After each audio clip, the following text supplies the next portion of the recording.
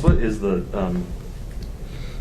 obviously I know coming home has been a huge success from the personal level, right? Everything you talk about with your kids and your family, understanding how meaningful that is for you, but also knowing that when you conceived getting together with LeBron, AD, you had a vision of what that would look like basketball-wise. Has it been difficult for you to process the fact that it hasn't happened the way you guys envisioned it, and you guys there have been blowouts, there have been boos, there's been everything that, probably everything's the opposite of what you envisioned. Has that been hard for you, especially considering your stature, your credentials, to absorb?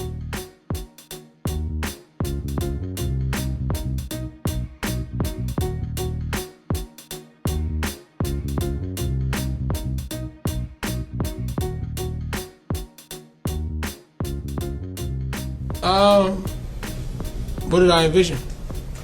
I would imagine some wins. I mean, you said, based on what I envision, I want to know what you think I envision. You envisioned coming here and winning a championship, or at least being in the position. The season over? It certainly isn't on. Is the season over? No, sir. Thank you.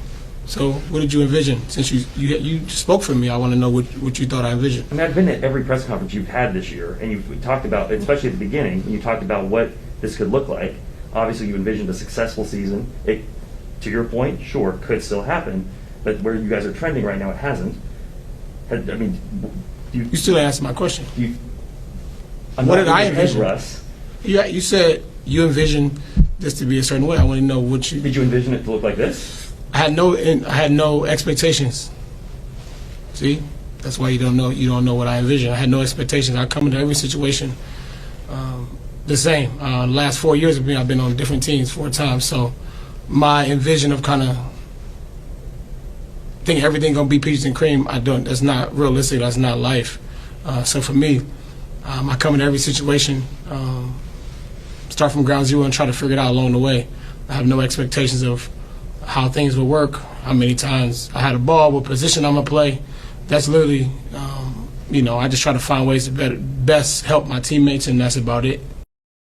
We understand you make money, that you've earned it. But the flip side to it, Russell Westbrook, is this. When you're being interviewed by reporters, they might be asking you the question directly themselves. But the answer you give isn't for them. It's for all the fans watching. And when you tell Laker fans you had no expectations, none, how could you possibly be a Laker? How could you be a Laker and you had no expectations coming into the season? When everybody and their mother that wears a purple and gold uniform or is associated with the purple and gold are thinking championships. I can assure you Jeannie Buss had expectations. I can assure you LeBron James had expectations. I can assure you Anthony Davis had expectations. I can assure you every Laker that has ever existed had expectations. I can assure you the Laker fans, with you, Anthony Davis, and LeBron James had expectations. If it doesn't work out, Janae, Molly Q, that's no problem, Russ. It's no problem. But to say you had no expectations at all, that's not a Laker. And there are going to be people in the offseason calling for you to go. And by the way, as much you struggled this season, that ain't gonna be the reason why. They gonna point to sound like last night. Correct me if I'm wrong, Janae. Yeah. They're gonna point to sound like last night to say, that's not what we stand for as Laker Nation. Russell Westbrook is a good brother, works hard, he's real, but in the end, you have to represent your constituency, my brother.